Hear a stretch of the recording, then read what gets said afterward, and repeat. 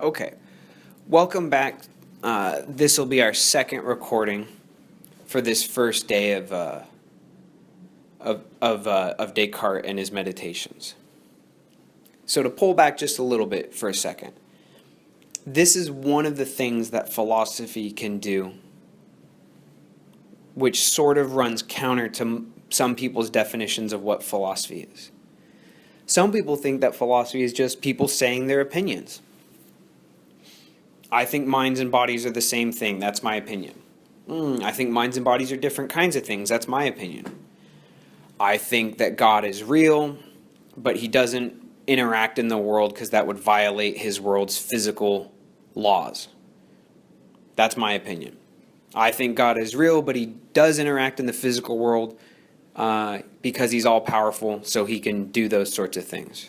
That's my opinion. I think that there's no such thing as God. It's an illusion. That's my opinion, right? That's what a lot of people think philosophy is. Well, philosophers don't think that, right? Often people outside of a hobby, outside of a profession, outside of an academic discipline in this case, have very different ideas about what it is than the people who actually do it. So Descartes would disagree. He would say, no, philosophy is not all opinions. And that's part of why we're starting with Descartes. Whether you agree with him or not, you'll at least see that he, like basically every other philosopher, never just states an opinion. He doesn't just tell you something and then yak on about it for a while. He tries to prove every claim he makes. He tries to support every idea he has. And for every opinion or feeling he has, he runs it through the ringer a few times. He sort of beats it up. And if an idea that feels true, if you spar with it a little bit and it collapses, it's not true. But if you go toe-to-toe with your own ideas, which is, of course, really going toe-to-toe with yourself, testing yourself and your own limits, if you test some of your ideas through philosophy, test your opinions, and you try to beat them up, you try to make these ideas lose, and they won't lose, they're just as tough as can be, then that idea is probably true. So that's what Descartes' doing in the first meditation. He's going to go toe-to-toe with his ideas. Some of the ideas are going to turn out to be a little weaker than expected. You kick them out of the door. Some of the ideas, though, are so tough that you can't even pretend they're false. Right? It's like the square circle. Try, please, to think of a square circle. You can't. You can say the words, but either try to define what a square circle would be, or picture an image of a square circle in your head. You can't. Right? There's some ideas which have to be true, some which have to be false, and a whole bunch that are somewhere, can't really tell if they're true or false. So that's what philosophy is, and that's what Descartes shows us. It's not opinion.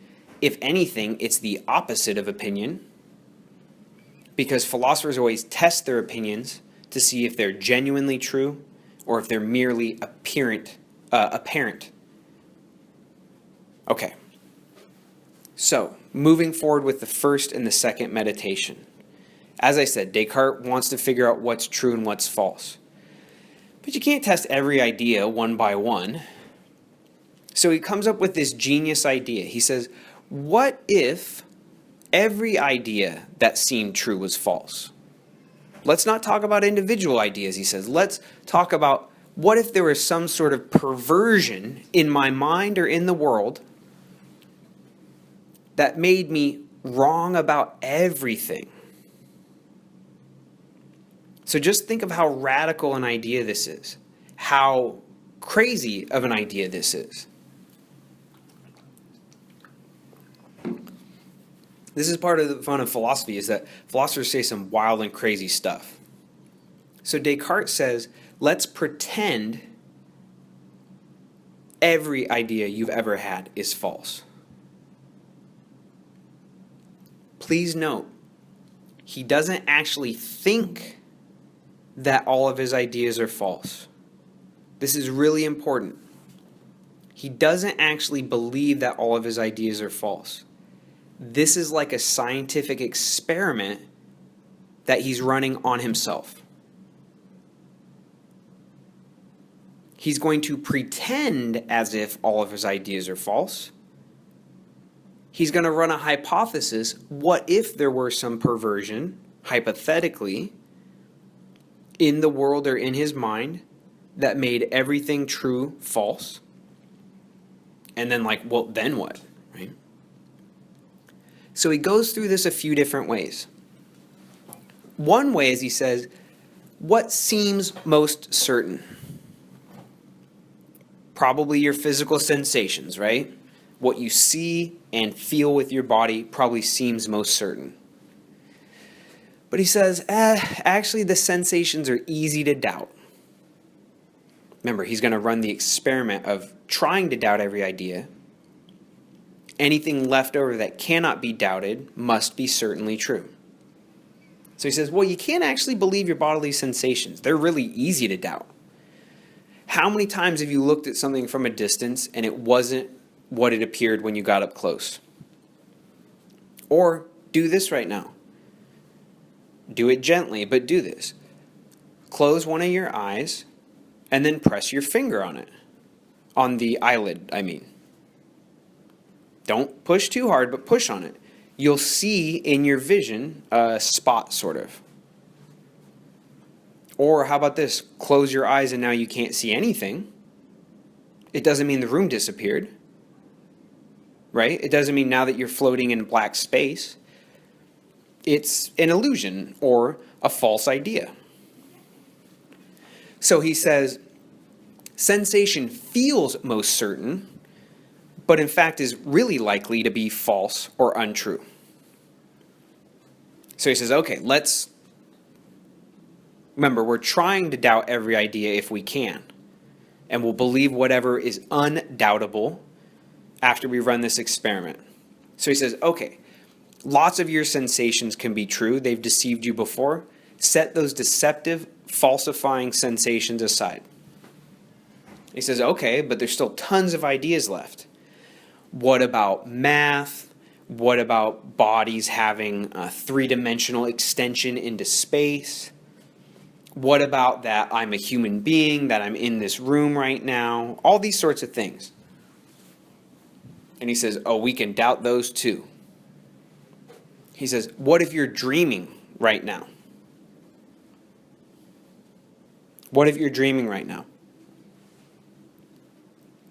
Once more, just stop and think about how far this idea can go. Descartes' not saying you are dreaming right now. He's not asking you if you feel like you're dreaming right now.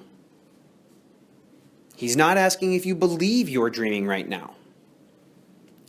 He's saying, how could you prove to yourself, beyond a shadow of a doubt, that you're absolutely certainly awake right now? Once more, he's not asking, give me a reason to believe that you're awake right now, because you have lots of reasons that it might be true. He's saying, prove to me that it's guaranteed to be true that you're awake right now and not dreaming. Now, just like when your eyes are open, you have reasons to believe that things are the way they look. That's not good enough, because that can't give you certainty. He says, show me what scrap of your present experience could not be part of the dream. So you go, no, I can see other people moving around, right? Like, that's real. And he says, well, you've seen other people in your dreams before, right? And you go, okay, fair enough. You say, how about this? I feel like I'm awake right now, like I can think the thought, oh, I'm awake right now. And he says, yeah, but in your dream, you always feel like you're awake until you wake up, right? So once more, it feels as if you're awake, but in your dream, it feels like you're awake until you notice that you're dreaming. So this is a question I'll pose to you. At this point, you should have already read the Descartes, but I still want to hear what you personally think.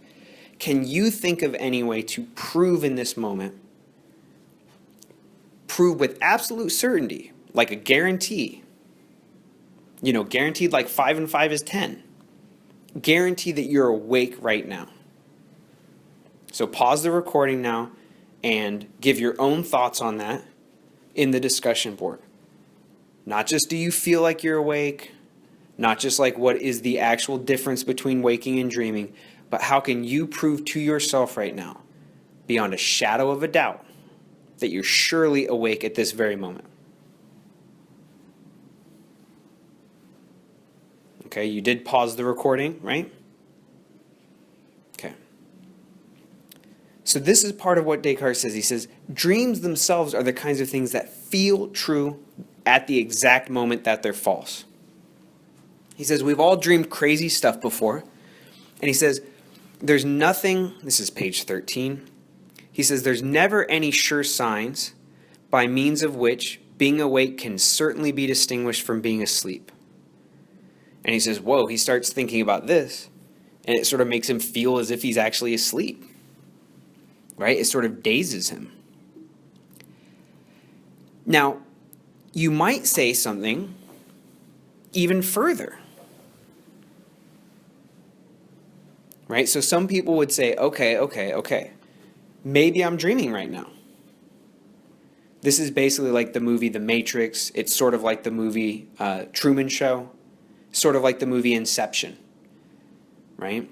There's possible ways through virtual reality, through construction of a fake world, through other people lying to us, that the false can appear true. And if it goes far enough, it's not just like, oh, maybe my wife lied about her middle name, or oh, maybe my husband lied about his golf score. But it could be your husband or wife is a robot. And all the other people are robots, just really elaborately constructed.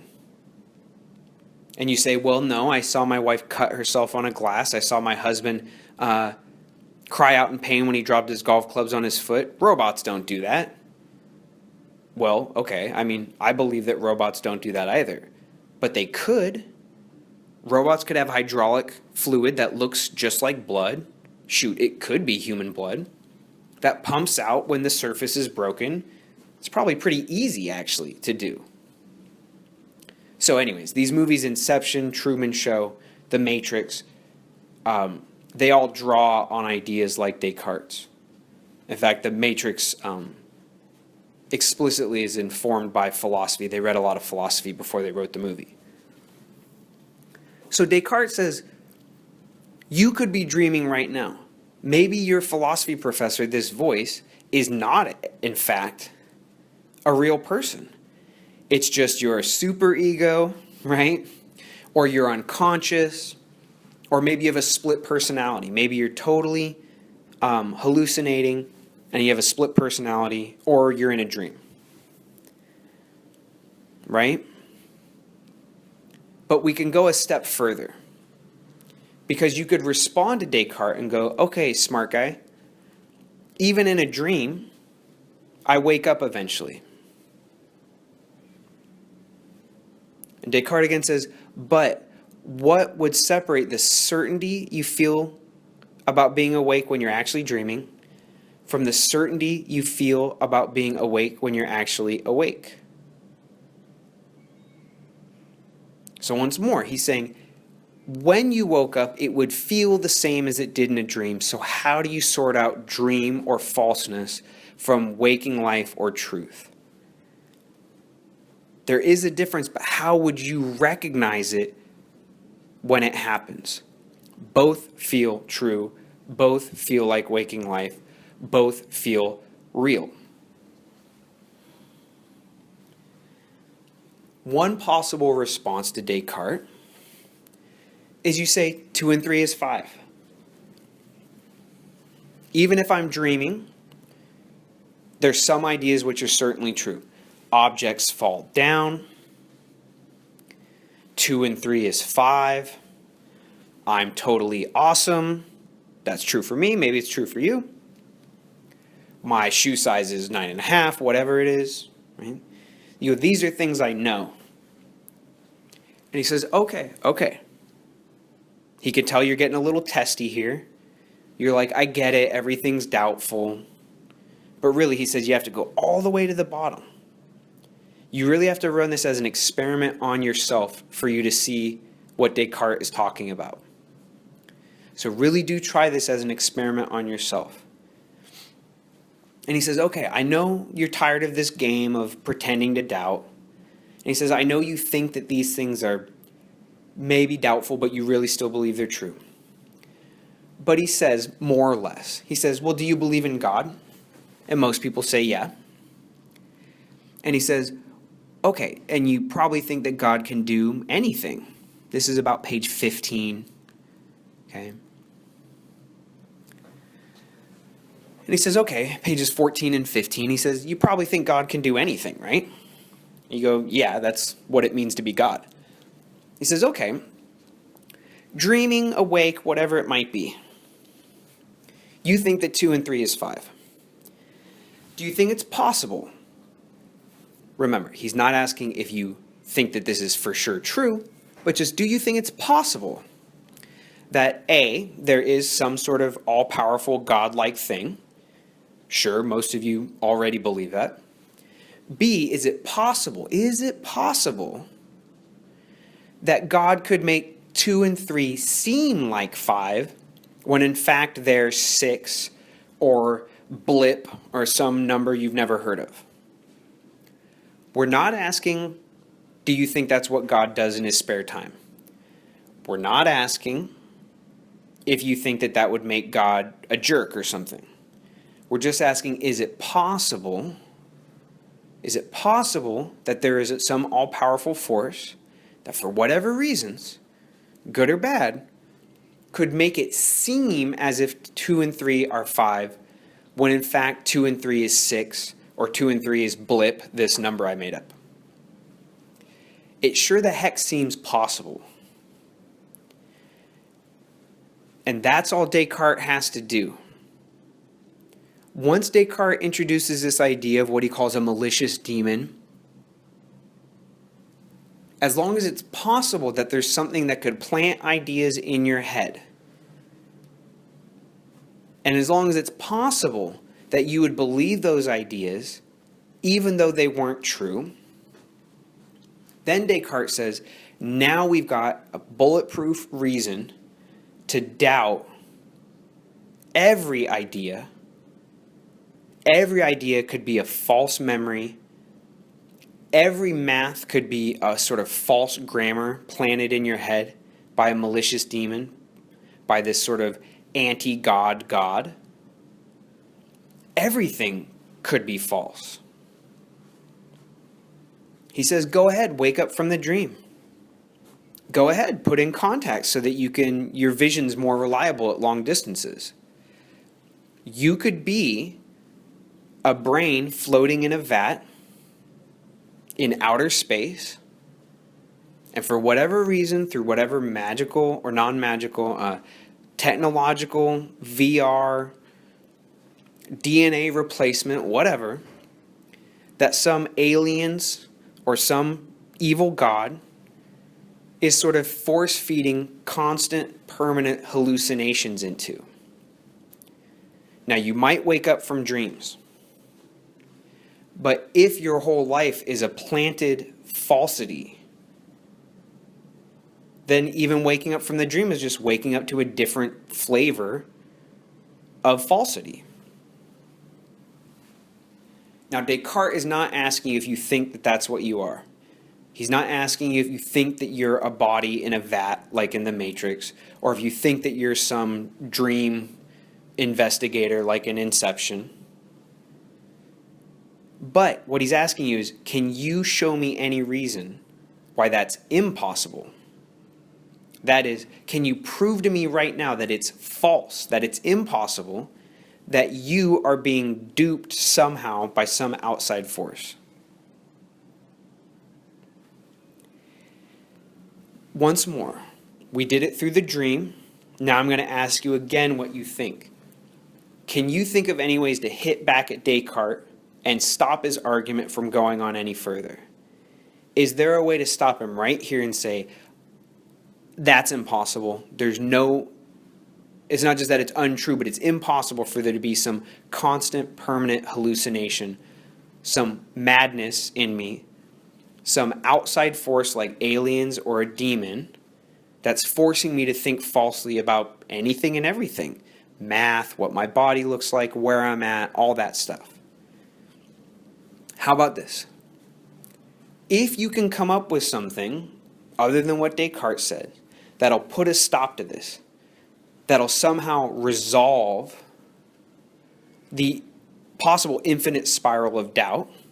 That is, if you can find something certain that would prevent this hypothesis or thought experiment of the evil genius, the malicious demon, then you personally don't have to read any more Descartes. That's the gambit. I'm sort of joking, but I would actually be tremendously impressed if you can come up with something which is an absolute proof, which makes the malicious demon impossible. At this stage in the game, what would make that impossible, if anything? So once more, I want you to think about that. I want you to respond to that in the discussion board. And once again, I'll stop the recording here to give you time and space to think about that, to try to outsmart Descartes. And it's possible to outsmart Descartes, but it's a pretty high bar. So once more, the question is basically, can you prove that this malicious demon is impossible? Can you prove that there's no way that your life has been one giant hallucination or planted false memory? We'll have one more short recording to finish up today's Descartes, and we'll see what he has to say, what his escape hatch from this potential false world is. Okay, but think about that on your own for a bit, and then we'll have one more brief recording to move forward into Descartes. Thank you, everyone.